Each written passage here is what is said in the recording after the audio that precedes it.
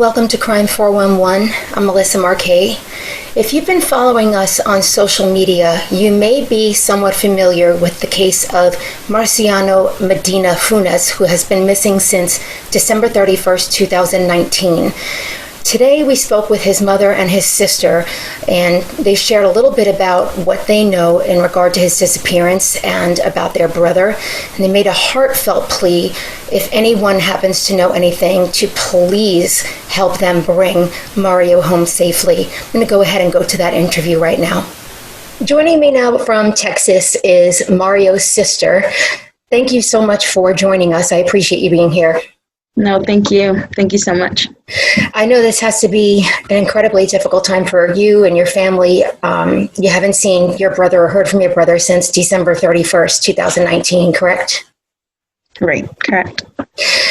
Let's go back to that day. Your brother Mario, you and he had spoken around 5:30 in the evening that day. He had been at your mother's house earlier in the afternoon, and you had made plans to meet your brother at church that night, right? Yes. And he didn't make it. No. What time were you supposed to meet him at church?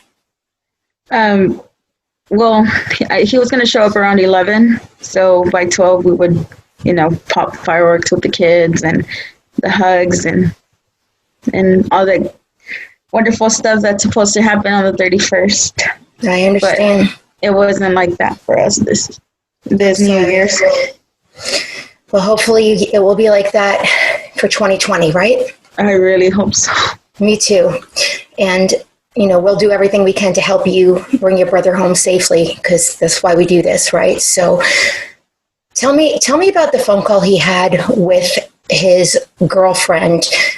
So just for the viewers, so they understand, your brother had made plans to meet up with a friend at a house to buy a little bit of pot. Not a big deal. He used it for anxiety. You're not talking about a guy who is, drugged out or anything like that, just a big teddy bear. And he got in the vehicle with two men. And from there, they went to this house. And nobody heard from him until he spoke with his girlfriend. Tell me about that call. She was coming from Mexico, from what I know. She was on her way from burying her sister. I guess she was already getting close to the house and calls him to tell him that, she's getting close. And he tells her, you know what, I'm in a problem. I'm in a situation. And she tells him, well, I don't know what you're talking about. I'm letting you know that I'm getting close to the house. And basically he just starts screaming, they're going to kill me. They're going to kill me. And the phone just someone disconnects the call, and that's it. That's the last. No, it's the last time. So yes. Did she call the police right away? I would imagine, of course, she did, right? No, she called me. She called me to let me know that my brother was in a problem, and she asked me to go to her apartment. So I rushed over there to the apartment, and that's whenever I called the police myself. And this was between around 8 o'clock and 8:30, right? Whenever I heard from her, it was around that time. Okay. Now, I know that there was surveillance video from a gas station. So your brother, and correct me if I'm wrong, he was picked up at the apartment by a vehicle with two males in it. They went to a gas station. That gas station had surveillance video showing your brother getting in. I think it was the front seat of the vehicle, right? Yes. That surveillance video, I know that you've seen it. Can you kind of make out the faces of the people that he was with, or is it just blurred? You can see one of the males that he was with. I'm pretty sure if the law enforcement would, if they would release it, I'm pretty sure someone out there would know who these people are, or at least that one person. Which and the vehicle was pretty clear too? I would say so. So what you're saying is that this has been going on for 7 months, and they have surveillance video showing who your brother was with the last time that he was physically seen And they haven't released it to the public to ask anybody if they know who that person is? Not yet. Why? I honestly do not know. It's the same question I wonder. But I have reached out to media, and I know personally that they have reached out to Lieutenant, but I honestly do not know why they have not released it. That's very strange to me. It seems that they would do anything in their power to locate your brother, bring him back safely. And if they have surveillance video showing who he was last with, I personally don't see any logical explanation why they would not put that out there and say, do you know who this is? If you've seen this person, contact the police. And I know that during an investigation, you have to be really careful with the information that you put out. But at the same time, putting out no information certainly isn't helping anyone. Right. Have they given you an explanation at all? No, they tell me that they're working on the case, but that's basically all I get. Well, I'll tell you, Crime 411, we reached out to Lieutenant Walker a handful of times over the last few days. We reached out to him, for one, because we wanted to make sure that whatever information he wanted to be public to help his investigation was given to us so that we could go ahead and utilize that information. We also wanted to make sure not to put information out there that might compromise the integrity of the case. But he did not respond to us either. So again, I just want you to know we did reach out numerous times, but we had not heard anything back from him. I honestly don't know what to say about Lieutenant. I mean, he's a wonderful man, but all I get is we're working on it. Has your family gotten a private attorney at this point, or a private investigator or anything like that to help? No. It basically, my family's a really, really small family. Like I was mentioning to you earlier, my oldest brother is out of this country, and basically it's just my mom, myself, and my family, my little family, my husband, my kids. But we don't. I mean, funds for a private investigator are not really what I have at this moment. I wish. I really wish. Well, maybe somebody is watching, maybe one of our viewers are watching who might be able to offer their services to help you locate your brother. And we're going to go ahead and put up information a little later on in the show as to the number that they can call. But if there is anybody out there that works as a private investigator or anything like that and would like to offer your services to help this family, that would be amazing. So I just want to go ahead and put that out there. I know that that is very expensive, and it must be very hard for you to have limited resources and not be getting the help that you really need from law enforcement. It is. Now, I know your father passed away 2 years ago, and I'm so sorry. You've had so much on your plate over and over again. And since your father passed away, your brother has literally called your mother and checked on her every single day, right? Yeah. He moved really close to me. We lived 10 minutes away from each other. And it was literally for that, just, to keep an eye on my mom. My dad, he passed away in his sleep. So I kind of, freak out whenever I don't hear from my mom. So I would call him and say, hey, go check on mom, make sure that she's fine. So, I mean, he wouldn't ever hesitate. He would rush over here and, make sure that she was good. He is not the type of person that would just leave on his own accord and not contact anyone for 7 months to say, hey, I'm okay, or something like that. Especially, of course, after that conversation that he had with his girlfriend, we know that there was something going on that was not good. Right. No, he wouldn't leave. No, and he's very family oriented, your brother. And I'm going to show some videos here in just a moment so that our viewers can get to know your brother a little bit and see what kind of person he is. He's a big teddy bear. His name is Mariano Medina Funes, and he's just a big teddy bear, you know, and a lot of times people see someone with tattoos or this or that and the other thing, and they can kind of be quick to judge. But clearly, when you watch these videos, you can see that your brother is just a big softy at heart, and he's very close to your children, very close to your family. And, you know, so it's a very sad situation.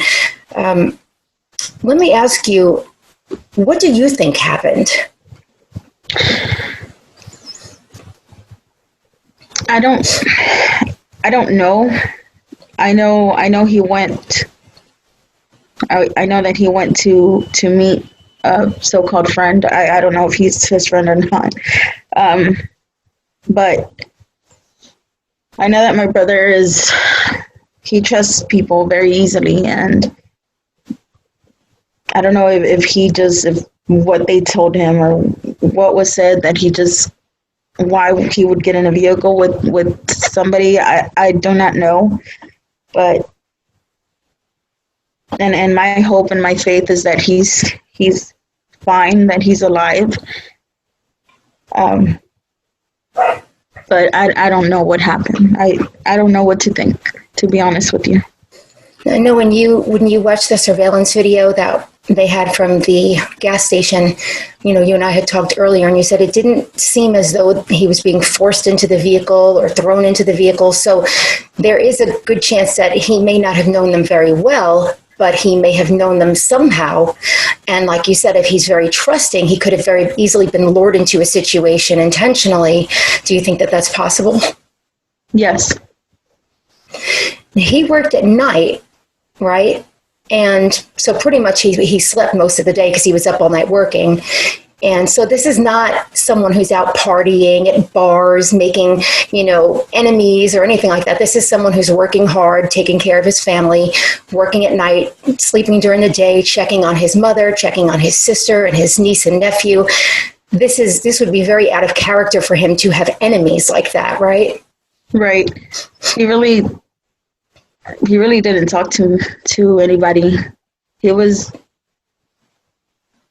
He's really friendly to where the point that, I mean, he can see you in the street and he'll make a full-blown conversation like if he's known you forever. But he really didn't have people that he would hang out with or clubs. Not really, right?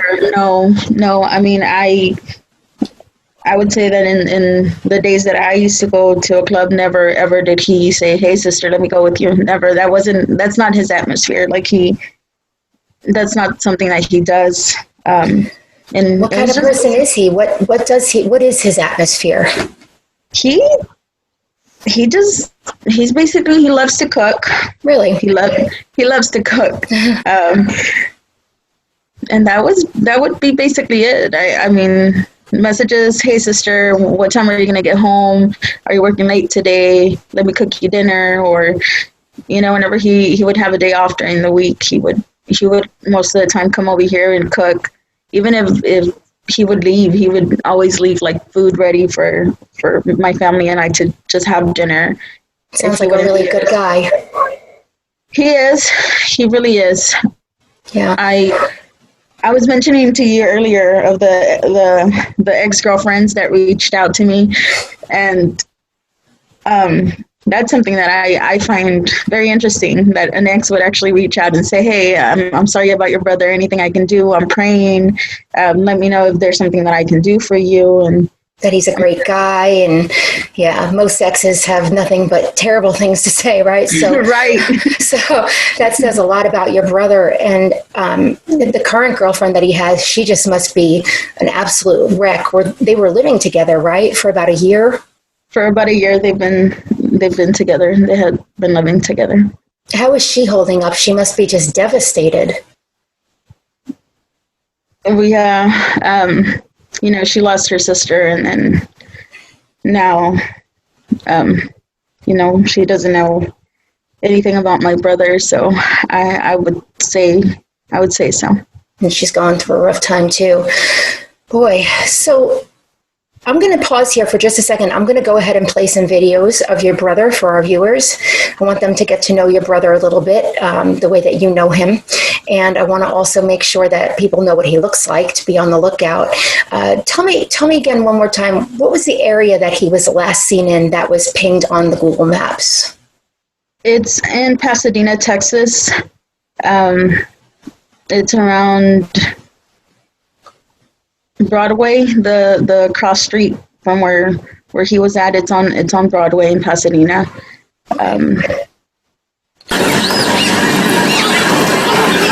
What happened? La Virgen de Guadalupe no quiso que me pusiera la pinche cadena y me la quitó el niño. Y ahora se la tengo que dar a mi perro. Did you hear Mom just... Again, that's Mario Medina Funes, who has been missing since December 31st of 2019. Show another couple of videos here. My mom Did you see that's for me? is my mom. Are you sure? Are you sure? This is free. Like, what about the kids? Star, the TV show, the rest of his hands. I haven't been out at all lately. What is it, Mom? Nothing. Yeah, that's the secret. What the hell? What does it smell like? What does it smell like? Smell it.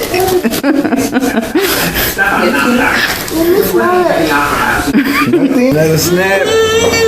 That's mine. Boy, get off my hand.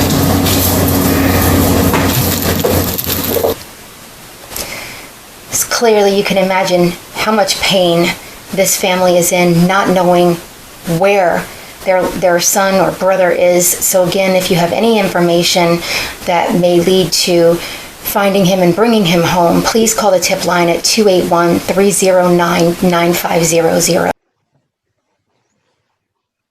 Hello. Yeah, Melissa es la que está ayudándonos. This is my mom. Her name is Matilde. Like I told your daughter, I wish I was meeting you both under different circumstances, and my heart goes out to you and praying for a safe return for your son to come home as soon as possible. Dice que le hubiera gustado conocerla en una circunstancia que no sea esta, pero que espera de que Mario llegue sano y salvo pronto. Thank you. Your son, he came to see you the day that he was last seen. Can you tell me about his visit with you that day? She says it was really fast. He just came to visit her. And he brought her some candies for the kids. Was he in good spirits? Was he anxious? Did he seem nervous about anything? Yo creo que porque venía la mujer, pero la verdad no sé. She thinks he was excited about his girlfriend coming home. Okay. So what would you like to say to people who are watching, somebody who may know something about who your son might be with or where he might be, or if your son is watching, what would you like to say to them? Que me lo deje, que venga para mi casa. Que yo necesito de mi hijo. Que tengan misericordia. Que tal vez ellos son padres y saben que un hijo se quiere mucho. She says she's asking for mercy.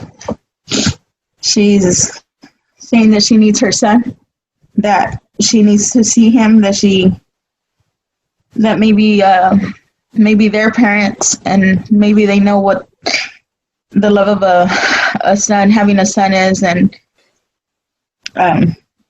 just for them to let him come home.